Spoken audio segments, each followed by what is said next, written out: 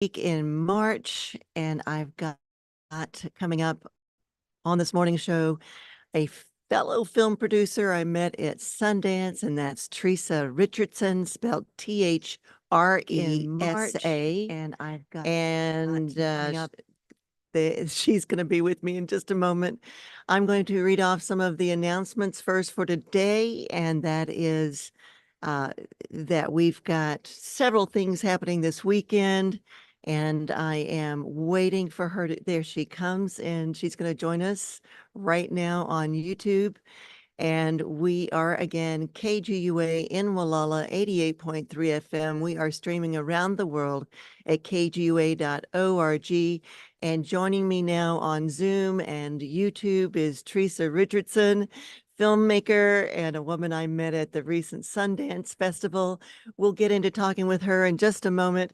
We've got a few announcements to make first here locally, and coming up at the Wallala Arts Center this evening, starting at actually from 11 a.m. to 4 p.m. So today it's the opening of the Art in the Schools all day today. So it's a display of talent and artistic expression by elementary and high school students from all of our coastal schools, and curated by Sigrid Hilscan. And that's going to run from today, March 8th through April 7th.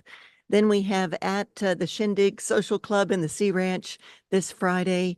They present sounds and images of Bob Dylan from 1965 with a live performance by local musician Eric Dolhoff, and that's at 5:30 p.m. along with food offerings. And then at Wallala Arts is the Global Harmony Series this evening. That's what's happening this evening. It's at 8 o'clock. It's a concert by Kitka Women's Vocal Ensemble. And then we have the weekly pay and take here in Wallala is Saturday, March the 9th. And up in Point Arena, we have the Met Opera Live in HD. That's going to be 10 o'clock on Saturday morning.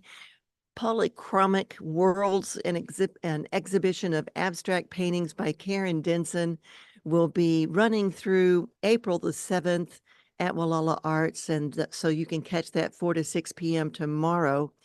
And then we have up at the Shindig Social Club again tomorrow evening, Saturday. It's Italian night, so that should be a good one, but you've got to call and make your reservation, 707-791-0735. And coming up this weekend, it is the Oscars. There's a red carpet party 2024 live broadcast of the award ceremony from Hollywood. And you can dress like the stars or not, enjoy champagne, wine, and beer, potluck, finger food appetizers at the Arena Theater in Point Arena. That should be a lot of fun. And that's starting in the afternoon at 3:30 p.m.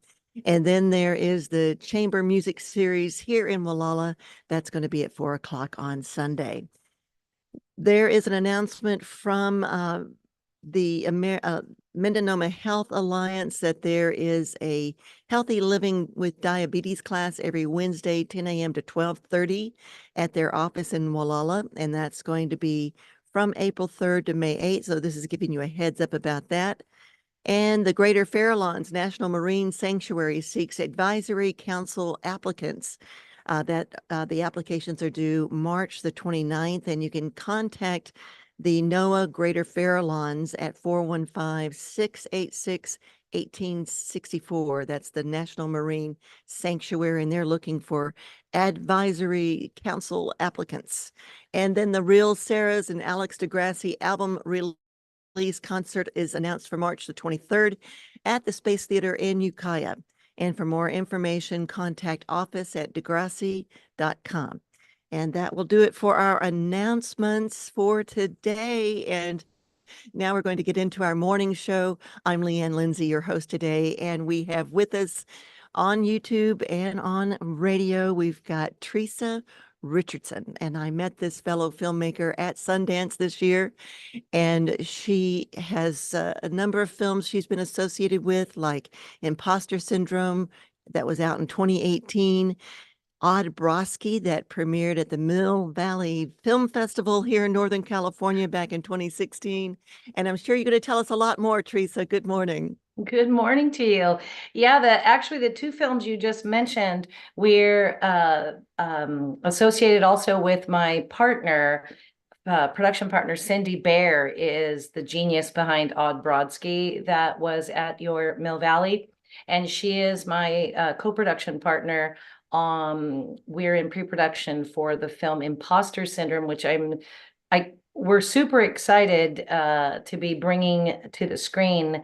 And again, she's a genius, and I'm grateful that she is sometimes my other half, my creative sister. Oh, that's a good way to talk about it. And that you've got that kind of a close relationship. It's not always easy when you're producing, to have a relationship with this. It's really funny. I just had this conversation with someone the other day that there is this unbelievable familial relationship that happens when you're on a film. Some people liken it to going to camp. And sometimes I think those are the actors that say that, like, oh, we get to go to camp and we get to do this. Like, yeah, that's lovely. But when you're on the production side, there is that real family dynamic, and everyone is so passionate about what they do, and they are so driven to create a vision regardless of their department head, where they are.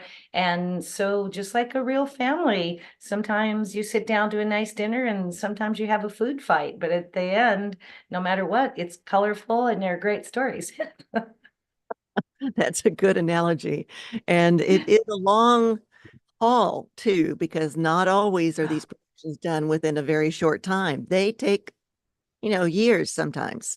So They really do. And Leanne, when you and I met, we had bonded over documentary and over the equestrian therapy. And it's interesting because a narrative, you can have an 18 to 21 day shoot or depending on it. But man, documentary will take your life because the story is ever evolving. It's such a fascinating, you start with one story in your mind, and in the middle of filming you realize, oh, this is something else, and by the time you get into the editing bay, it's something else yet again. And then on top of shooting it, what some people don't realize with film is that you then spend so much of your time after it's done taking it out into the world and sharing it. It's almost like raising a kid, that 18 years. So you have yeah, the baby stage, pre-production, seed ideas for a story, and then yeah, it's a long haul. yes, this seed of the story started for me for Seabiscuit's legacy that we're highlighting equine associated and horse lessons and riding and training with that started back in 10 years ago, starting this spring, so 2015. So it's been a decade, of Yes. this point. And 2 years ago, I brought in a director from LA and also an editor from LA, and they have their own voice and their own opinions too, which I respect. And they help shape and craft the story. And from the original writing that we did and original filming we did, then we did a whole bunch of new filming.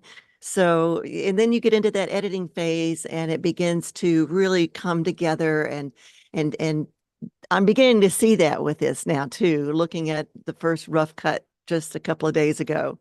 So, but it takes a while, and when you have a new team members, it really is like family, because you may push each other's buttons sometimes, but you try to get through it and come to a mutual understanding because you're all in on this project together. You're all passionate about this project. Oh, let's see. I think you may have frozen on me. Oh, wonder why that is. But we hope that it will unfreeze. Maybe it's on your end. My internet seems to be good and strong here, but you may have to log off and log back on, Theresa. But in the meantime, I will let people know again that Theresa and I ended up sitting together in an audience of one of the filmmaker events, and she and I started talking about equine assisted therapy for children who had a lot of issues that they might be dealing with, whether it be physical, social, mental, or other challenges. And she's back And Teresa was just telling them how we ended up sitting next to each other in a filmmaker event, where we were listening to some very interesting people like Chris Nolan, and Oppenheimer. And that's up for an award this Oscar weekend. But anyway, we were talking and we bonded over equine associated and assisted therapy with children who have different challenges in life. And it could be, mental, social, physical, whatever that challenge is, this kind of therapy really does help them get lifted up and to have a positive transformation. And your own son had participated in equine therapy. Yes, my son is now 27, and he was diagnosed with high functioning autism at UCLA with one of the most lovely developmental pediatricians. Um, and at the time, this was 23 years ago, and I had said, well, 23, 24 years ago, I said, what do we do now? And she sort of shrugged her shoulders and said, well, that's up to you. And I said, wait, are you kidding me right now? I said, if my son had a blood disorder, or my son had, something that you could see on a scan, there would be a roadmap. You would be handing me pamphlets telling me how to deal with this. And she said, yes, that is true. But with a cognitive disability, there are so many theories. And I said, wow, this is an uncharted territory that I wasn't really prepared to go into. So I started to go to the library. The internet was kind of scratchy at best at that time, and so I went to the library and I got towers of books and pamphlets, and I started reading doctors' published papers, and there wasn't a really clear and through line to how to deal with my son's autism. And I started to read about horse therapy. That's the way it kept coming up, horse therapy. And it's, what is horse therapy? And then I started to read about how it impacted the brain a little differently, because when you're up on a horse and your brain is already floating in water, and now your body's moving, and plus my son, oh my heavens, the tactile defensive sensory issues. Where was the last place on earth I wanted to take him, where it was hot and there was horse fur and there were flies and there were just everything about it? And I took him, and it has been, aside from a few other therapies that we really, really took to heart, equine therapy. My son's first self-expressive sentence, he had no language. He had echolalia. He would repeat things. You'd say, what's your name? He'd say, what's your name? And we were working on language. And he had been riding for maybe 5 months. And his horse's name was Banner. And I was buckling him into his seat against his will, tantruming, carrying on. And he cried and said, I go horsey Banner. And I buckled, because I could not believe that this miracle was taking place. And the first thing my son decided to say before it was, I love you, mommy, was, I go horsey Banner. He knew where he was going. He knew what he was doing. And I credit this place with helping me craft miracles with my son. I'm a huge, and yes, when I met you, I remembered thinking, I am so grateful you are doing this documentary about this absolutely magical offering for everyone. I mean, because everyone at the ranch where my son rode, it was autism, it was cerebral palsy, it was traumatic brain injury, and I see it over and over all these years later. I still go to the ranch. And so was so grateful. My hat is off to you for what you are doing with your documentary. Thank you. We really do want to raise awareness, shine a light on this as a form of healing. And it just happens to be at the home of Seabiscuit that there's the Seabiscuit Therapeutic Writing Center. And my family happens to own part of that ranch. So the story of Seabiscuit had been with us for a long time. And then I was introduced to the people that were doing this program. And I just like, I could see the story just instantly in my head. And started working on that, but it's just a way to raise awareness about this valuable way of treating children like that. And we've got Yes. children in our film that have cerebral palsy, uh, severe brain injury, trauma, as well as autism. There's a couple of autistic children on different on the scale, and And there is a psychiatrist, psychologist in Denver that we interview who's been studying autism for over a decade or more, and that's Robin Gabriels.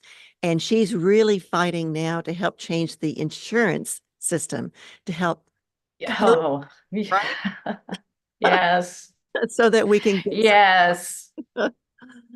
Yeah, the idea that therapies that are not considered insurance worthy is still it's a remarkable it's a mystery to me. And you spoke of the healing in addition to the clients that they're working with, the ripple effect of that healing. The Yes. healing that when I took my son, it wasn't just his healing that I started to see unfold. It was my own, it was his sisters, it was the community that we were working with. Because as you say, there is no money for these types of therapies. So we went out, my kids, we every year they remember we were responsible for multiple fundraisers to bring money in to sponsor kids who couldn't, families that couldn't afford it. So the healing that went out into the community as they became aware, it is so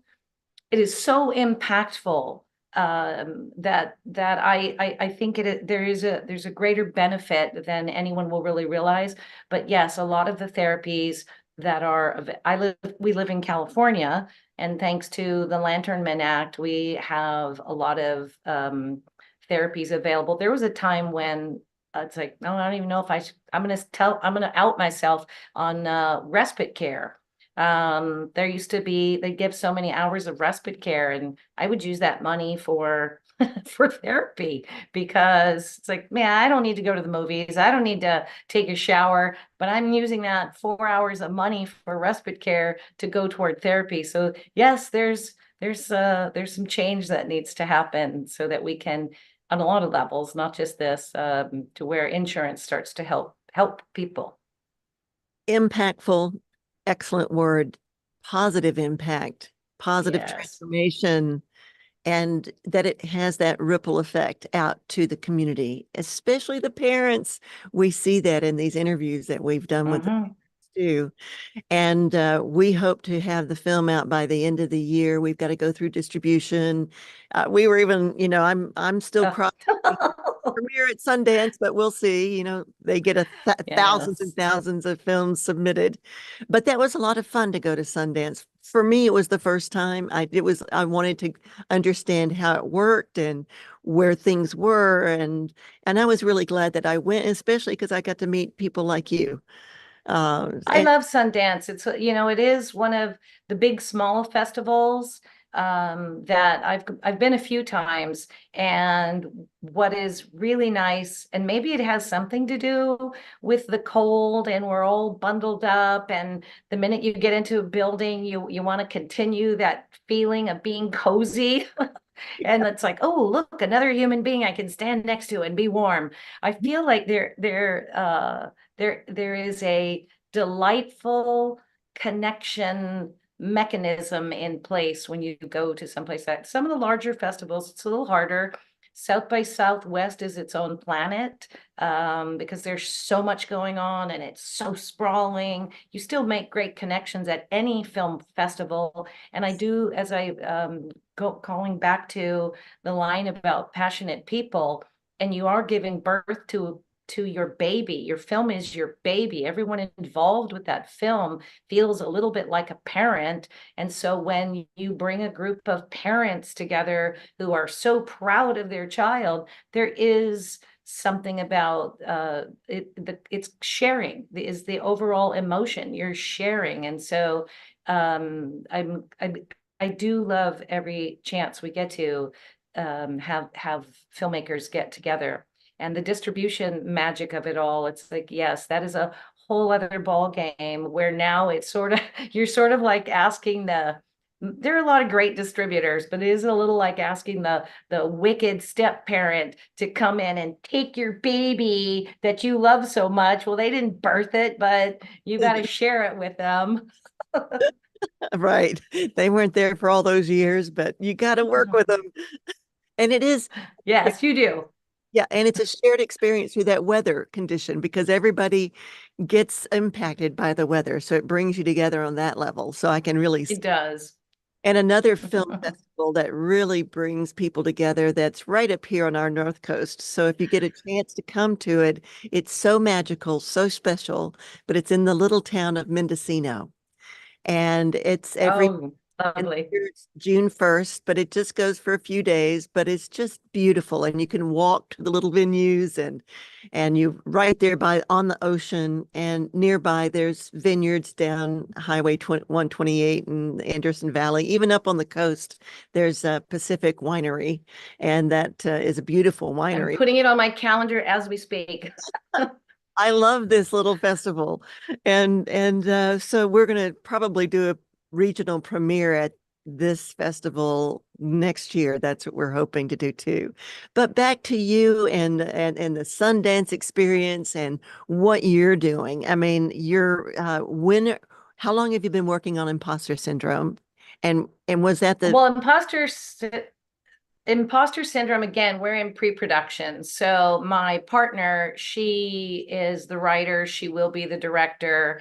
And I've worked in independent film for about 10 years. Prior to that, I was in television production, and I currently have a documentary that I produced that debuted on Apple, Amazon, and other streaming platforms in October, called Driven, the Tony Pearson story, which I'm very proud of. I have thank another dark you comedy that I so much. produced. I had that on my list and I watched the trailer. It's very impact. Talk about the word impact. Thank you. Yeah. Thank you. It's a film that I tell people, even though it's a film about a bodybuilder, not one of the famous bodybuilders, but it's not for elite athletes. It's for anyone who's having trouble getting off the sofa and being inspired. It's a story about a man who overcame unbelievable poverty, abuse at the hands of a relative, racism.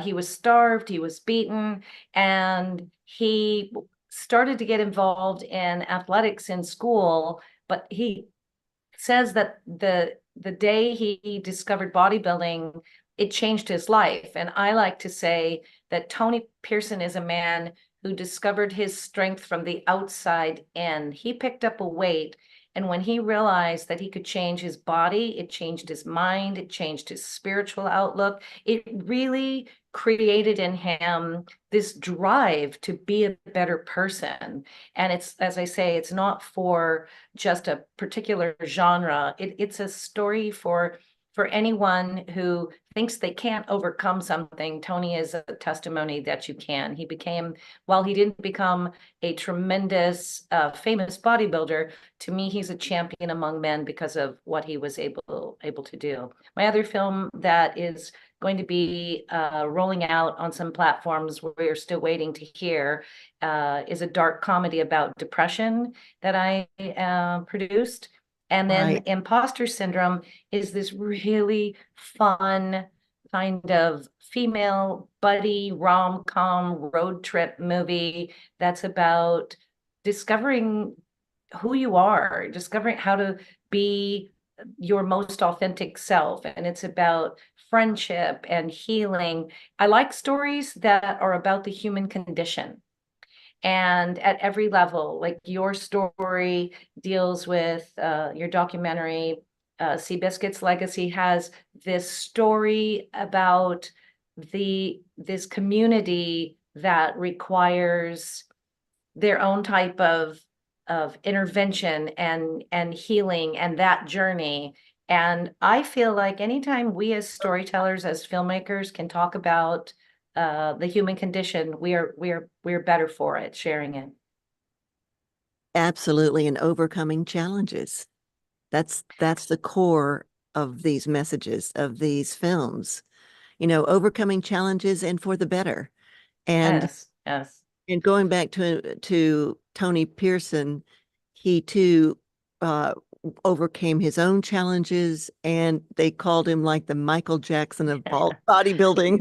He did. He looked a little like Michael, and he could move on stage. He had a true graceful nature, like a dancer. It was a very much choreographed in what he did. But thinking about the challenges, overcoming challenges, every writer, when you start writing your stories, whether they be novels, screenplays, there's always this story about the hero's journey. And they often will say to you, your character should want something. And then your character should meet with adversity. And when you think about our everyone's existence, we're all overcoming something. And you can never measure somebody else's pain because we all have our own threshold and our tolerance. It's like if I get up in the morning and I can't find my shoes, that's my adversity for the day, and I'm having a really tough time. We all have something, and everyone deals with that differently.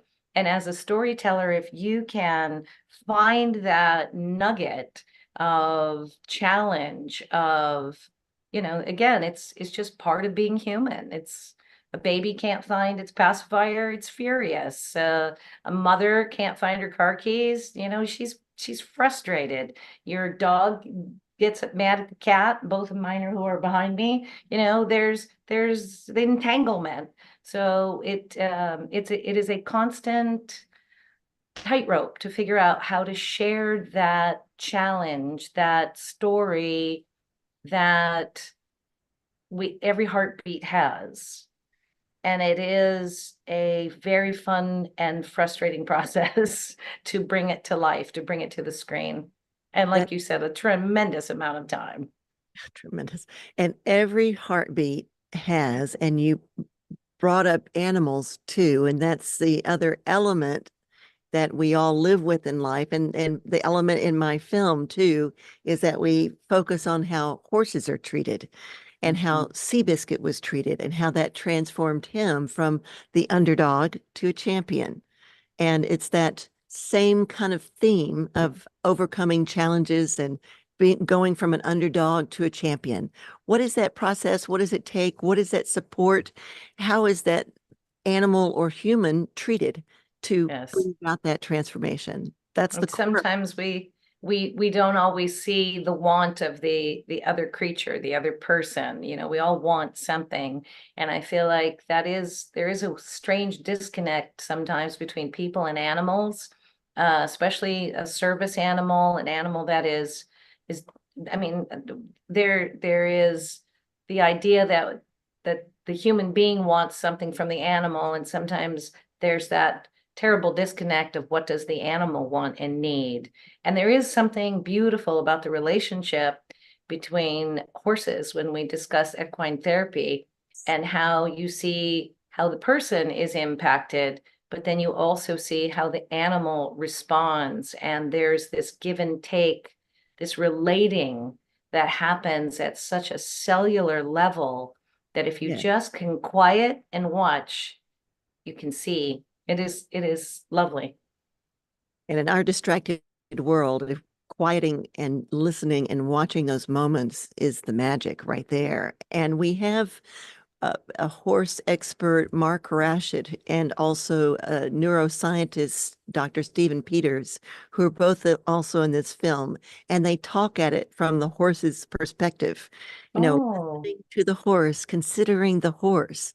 And I just got back from the Horses and Humans Research Foundation conference in San Diego, and they were kind of like an offshoot of Path International. And now Path International is based here in the US, but they train the trainers all around the world who are going to be working with children with special challenges and or adults, even veterans with PTSD, whatever it is, they mm-hmm. help train the trainers. So these two organizations were actually represented at this conference, and they really were elevating how they are studying and analyzing the horses, and they're doing it through a variety of technologies and methods, from heart rate variability, both the Mm-hmm. horse and the human.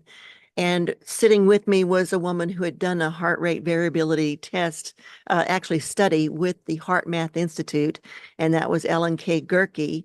And she has a ranch down there in Ramona, but they really were focusing on like being able to have eye sensors so they can study the pressure in the horse's eye, Wow. sweat, the heartbeat, everything. They're analyzing all these results to figure out, okay, when they're going through this program, how are the horses affected?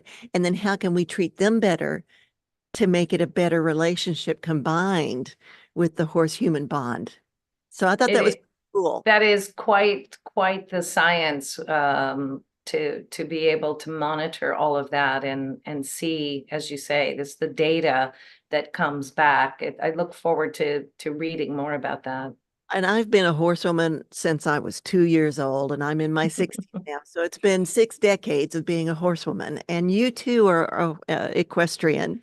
Eh, Yes, when I was a kid, it was so funny. We had moved. I was living in San Jose for a short time, and my family moved to in Central California. We moved out. We were between Santa Cruz and Monterey. I was in a town called Watsonville, and we had moved out. What everyone lovingly referred to as the sticks. And suddenly I was surrounded by horses. Two houses next to me, the backyard and on the side yard, there were horses that would come over, and I made friends, and I started riding, not even with a saddle. The girl behind me was like, well, you want to ride? Here you go. Here's the bridle. It's like, wait, don't horses have saddles? She says, not today. So, and then over time, yes, I got to grow into riding, more like a lady. that helps you be more centered, though, because you have to work with your body in connection with theirs to be able to be balanced. Oh, 100%. You become one in order to stay up. On that horse. But after all these decades, it's just so amazing to see the new research coming out and the attention that's being given to the horse and to that bond between human and Yes. horse. But Yes. that's a connection that we have too. But there are a lot of things that you love to do. I mean, you love to cycle and swim, and you're into yoga. Yes. It's funny. Uh right around my 50th birthday, I started thinking about what does the future look like? And I had some phenomenal role models. My great Aunt Annie lived to be 107, and up until she was 105, she was walking 2 miles on a treadmill every day. If she could get out of the house, she did. But she was just this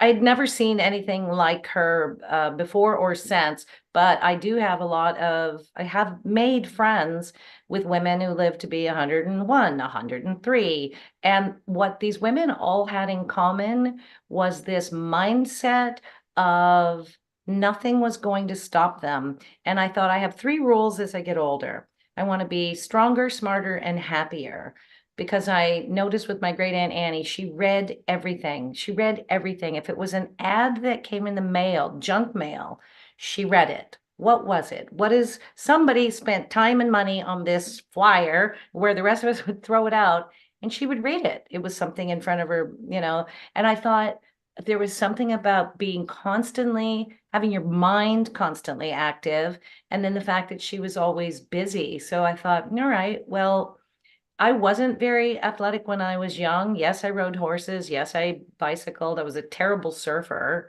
I basically paddled out to see sea otters and maybe boys, but sea otters seem to pay more attention to me. And now, as I get older, I've discovered paddleboarding and I've discovered kayaking, and I try to maintain what I watched these incredibly powerful women, and it was constant. Your mind was busy, your body was busy, your heart was busy, your hands were busy. I think there is something to not wasting your heartbeats. I'm a big fan of saying I don't know the expiration date on my milk carton, so therefore I'm doing it, and I'm doing it all. You're listening to the voice of Thresa Richardson. She's a film producer. Are you in Los Angeles, by the way? I am in Los Angeles. Okay, I never asked you when we met and talked at Sundance. We had all these other conversations we wanted to do. And this is KGUA in Wallala 88.3 FM. It's an independent public media station. And we have been going on for about 15 years now. I've been a host and technology person, engineer, behind the scenes, marketing, you name it, everything. It keeps my brain going as a volunteer. And I feel like I'm jumping through mental hoops a lot of times when I'm working in between Windows and Mac systems with this station when I'm working remotely on it. But that's what we do here, to keep this station going here on our little part of the coast in Northern California.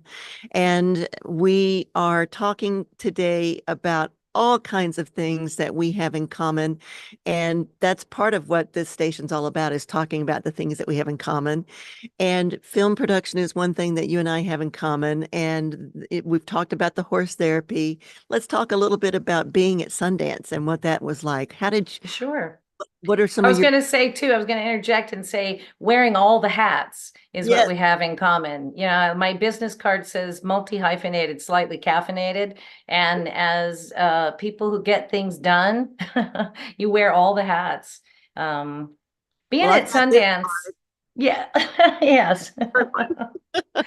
Being at Sundance is one of the, I tell people all the time, I've never had a film in Sundance, but I've gone with people who do have films in Sundance. I've gone as someone who has friends who work Sundance as one of the vendors that are there.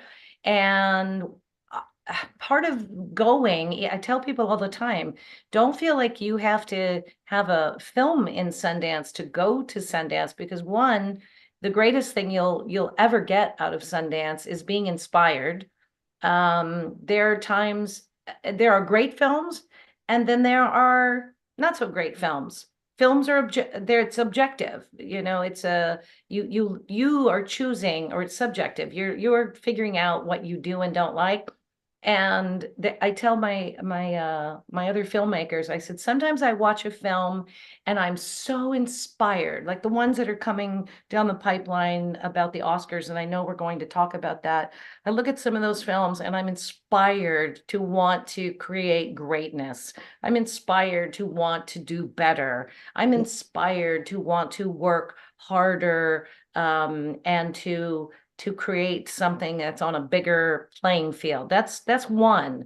That sometimes I watch a film and I turn to my companion and I go, they gave them money for that. And I think, oh man, I that inspires me to want to tell the stories that I want to tell. There's an old saying that says there's a lid for every pot. And I feel that watching movies, there's a movie for every mindset. It's not everything is going to make everyone happy. And Sundance is certainly proof of that, because there's so many types of films and stories, and the way they're told. And with the Oscars coming up, it's the same thing. I don't even know how, I mean, yes, it's a voting tally, but I couldn't pick just one. There are things I like about some and other things I don't like, because we can all be in the audience and go, "Ah, I didn't like that," or "I loved that." Right. And the one thing I enjoyed too were the different panels for filmmakers so that you could Oh, connect yeah. with the others who are in the same struggle in the same boat, or maybe they're further along than you are, they're not as far along as you are, but you're all in the same boat and you're all listening to some very interesting people. The Chris, panels were fabulous, and it was everything from people who were talking about venture capital for women. I mean, the most capitalistic kind of path you could take, to people who are struggling with issues either affecting poverty, mental health, or global warming and climate change. I mean, every panel had something more crunchy to lock onto than the one before. and there was one that I really enjoyed about developing science fiction stories, and something that I hope to do at some point in my life, but I always loved science fiction fantasy. And that was Chris Nolan's brother. Can't think of his first name at the moment. Oh, now, now we'll come up with it in a heartbeat. But they did Westworld, and that's one of my Yes. favorites. And in fact, one of the key characters of that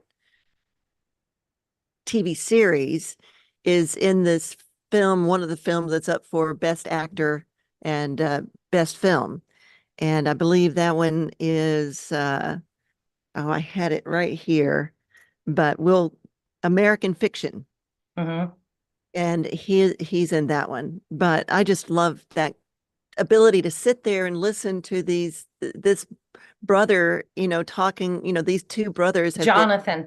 Jonathan, thank you, and Chris, who've worked together to bring so many different films out over the years. And of course, the biggest one that's up for awards this year is Oppenheimer. And boy, that's a long film. It's hard for me, speaking of an analyzing and which ones appeal to you the most. It's really hard for me to sit through really long films, and Hmm. films that are Agree. a certain colorization and pace. And that one was really slow for me. And I tried and tried and really wanted to like it, but I fell asleep like three times on You three. had to really, sometimes there's a lean in quality to a film. And my husband also says that sometimes a film will come along and we'll watch the trailer and he'll say, I don't know, feels like homework, because it's a social studies or it's history, and it's like, no, you're not wrong.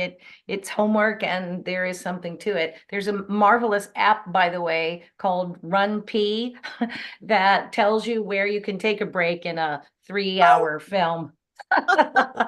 So there's certain physical challenges to sitting for a very long film.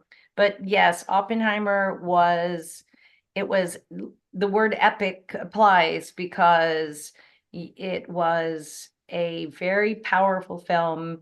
It was history. It was Yes. important history. But yes, it's some films, while they're marvelous to see in the theater, because that is the full experience, I I do save some of the longer films to chunk up in my own home. So there's a beauty to seeing something. I love the theater experience, but there is a great beauty and practicality to waiting for the film to come to your television. And I know the great filmmakers go, nah, you got to see my film on the big screen. It's like, well, then you need to make it 2 hours or less. Right. I did enjoy sitting in the opening night gala when Robert Downey Jr. came up and gave the Trailblazer Award to Chris Nolan. Oh, And to see someone's, he was very genuine, Chris was, and accepting the award and talking about the struggle and the years to get there. So you can see how they come from humble beginnings and then end up here. So what would you like to talk about next, Tracy? You want to talk about the awards? well, I'd love to talk to you about the awards. It's interesting because of the 1, 2, 3, 4, 5, 6, 7, 8, 9, 10 films up for and as someone who works in the industry, people will often ask me, "Oh, have you seen all the films?" It's like, well, no, because I'm working, and sometimes it's a challenge. But of those 10 films, there's only 3 that I haven't seen. So between now and Sunday, I'm going to make a huge effort to see as many as I can, um, both buying some of them that are still for sale. They're not available to see streamer or theater, and then some that are available online. I always try to get to, especially the shorts. You know, a lot of film festivals, that is how filmmakers get their start, is putting short films in festivals. And there's an art and science to how you get your short film, any film, considered for the Oscars. But the short films that go animated short, live action short, documentary short, they will often enter into the right contests that make them eligible. And I usually, because my fellow filmmakers are a lot of independent filmmakers, I try to really support seeing their films before they reach the Oscars. There was one, I think it was last year's winner. It was an animated short called If Something Should Happen. And it is probably the most riveting riveting, beautiful short film I've ever seen. And it's a terribly difficult subject matter. And the gentleman responsible for it, they're still, they're paddling their way through the industry, just like you and I.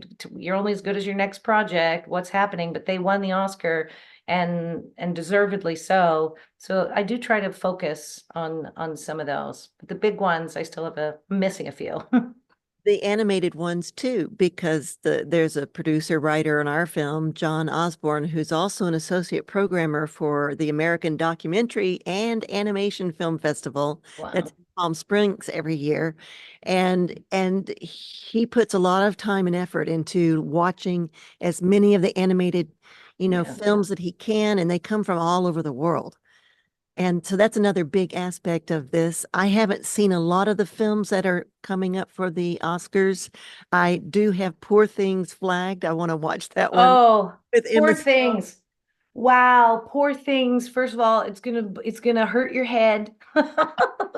It's gonna hurt your head because it's a ride. It is, you almost need Dramamine for poor things. It is a ride.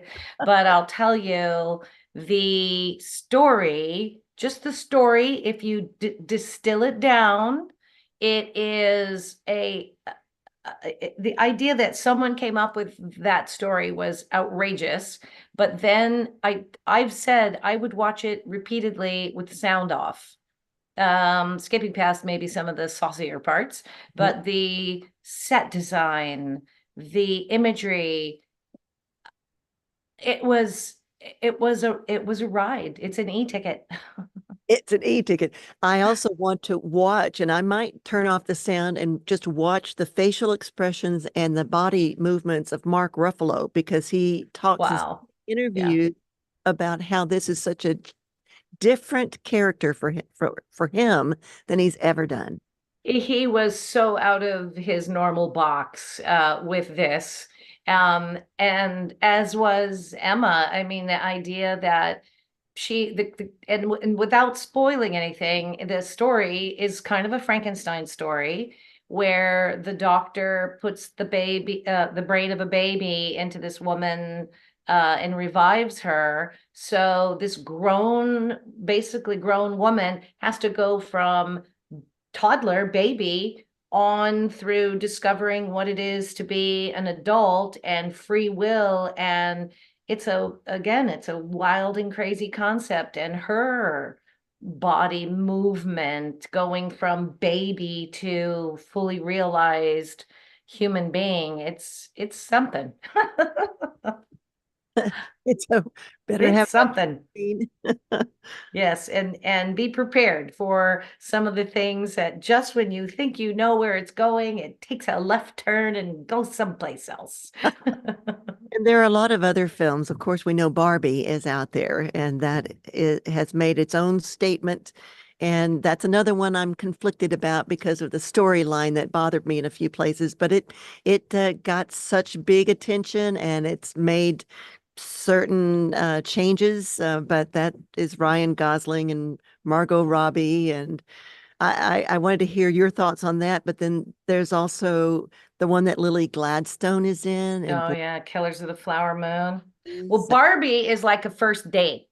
Barbie, you find somebody on the internet and you go, well, they're cute. I'll go out with them because it's really all you have to go on. And so you show up and then you start to have these experiences, and then suddenly you realize, oh, wait, you're on a first date and you're about to eat all that garlic and onion, and well, I don't know how I feel about that. So there, it too it is complicated. And there's nothing perfect. Barbie's not even perfect, but that's the journey that is Barbie. To me, it's a first date.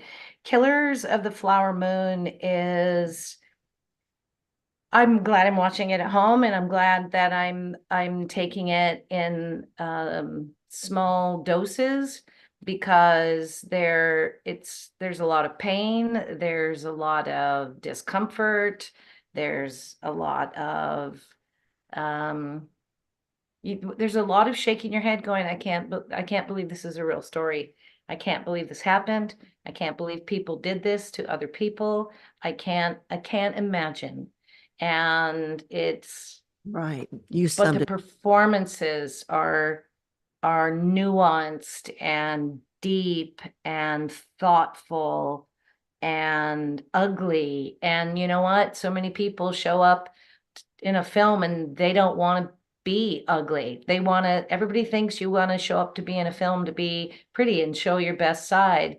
And the idea that these people were willing to be ugly on the inside and share that and tell that, and you realize how really how very detailed everything is thought through. And it too is a very long film.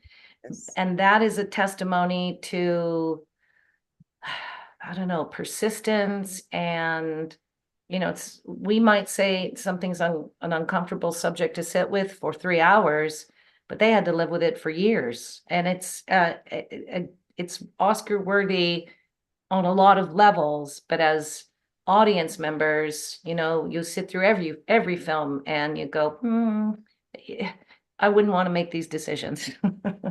And then as the actors, they have to hit the road for Oh, interview, and they yeah, got it over yeah, and over again. So they're reliving. yeah. They're reliving it, and I can't. Have you had an opportunity to see The Holdovers? Not yet, but that isn't that. Oh, Holdovers is beautiful. I saw Holdovers with my production partner, Cindy Bear, and we were fortunate enough to see it at with Paul Giamatti and Devine, and there was a Q&A, and we got to hear a lot about it. And it's a marvelous film. It's a film like they don't make anymore.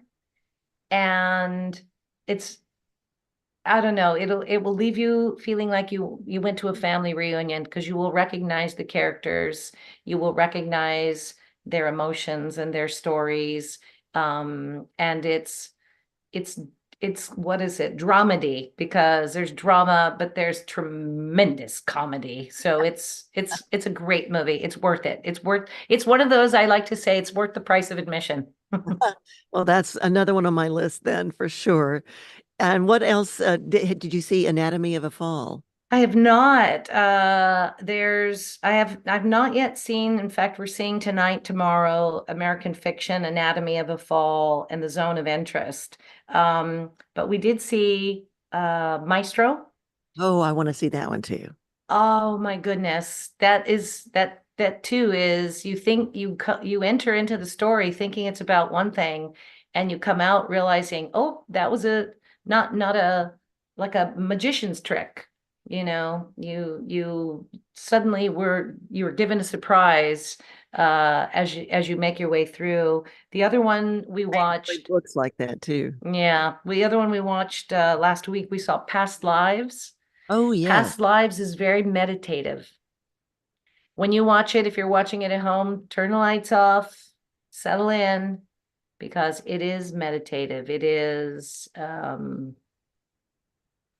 It's like having I'm not a port drinker, but I was told that you sip port, you take your time, you relish it. So it's a glass of port. I Port love and the cheese. analogies that you do, Teresa. And the spelling of your name, Thre. Oh, yes. I'm a typo. I tell everyone when I spell it Thresa, if it looks wrong, it's right. There were stories I was told. I was adopted. I was born in a small Catholic hospital, and my adopted mother tells me she wanted my name to be one thing. When I met my birth mother, she told me that she named me and the nuns before, so I was Teresa. And so the spelling my adopted mother wanted was Thres or Theresa, and the H got written on top of the first E instead of Teresa. So I like to say that they all knew I wasn't going to be saintly enough to be named after one of their own, so they had to change the spelling. It's very unique and memorable, Which memorable. is why everyone calls me T, because that's easier. And when I was on radio, I was a afternoon drive time personality for a while, and my station manager, they all called me T. And because I was on the air from 3 to 7, he came in and he said, "Hey, what do you think if we just call you Afternoon Tea?" And I said, "I love it."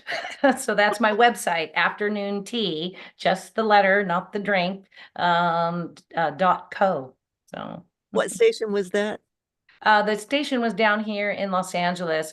It was at KHTS. Oh, It's a small local radio station, and we're the third largest city in Los Angeles County, and the station reached the Santa Clarita Valley, portion of the Antelope Valley, going down the 126 to about Fillmore, and so did traffic every 10 minutes on the eights, and would report. I always say that local radio for us, at any rate, was all about the information whenever we had catastrophe, flood, mud, fire, and earthquake. When you had road closures and you needed to know where to evacuate large animals, where, that's what and we do here. Yeah. yes, and that ability to connect with the community, I feel like that was what we were known for. And that was when I felt like I served the community in a way that meant something to me, because I knew I was helping. I took my responsibility there very seriously. I loved it. Well, that's another thing we have in common. Plus radio. I got my start in album-oriented rock in Aspen, Colorado, but that was a ski town and a smaller environment. But I was trained by a DJ from Los Angeles, one of the bigger stations there. You do have that really good radio voice. Thank You you. make me want to sit with a cup of tea and just listen. I love that. I think it's melodious.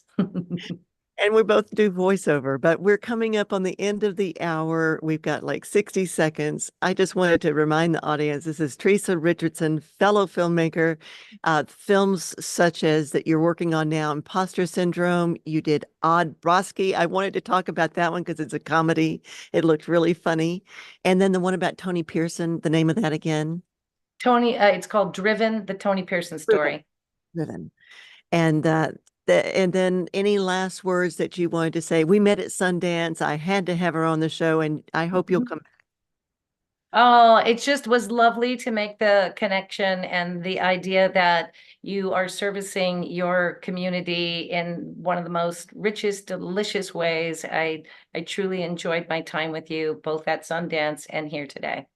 Thank you, Teresa, and I love your analogies. I hope you'll come up to the Mendocino Film Festival in June. All right. Thanks for joining me today. I'll see you later. Bye. I'll Bye. be in touch. Bye-bye. I'm Leanne Lindsay, the host today of the morning show Peggy's Place here on KGUA in Wallala, 88.3 FM. We stream around the world at kgua.org, and we are on YouTube. I'm just now going to say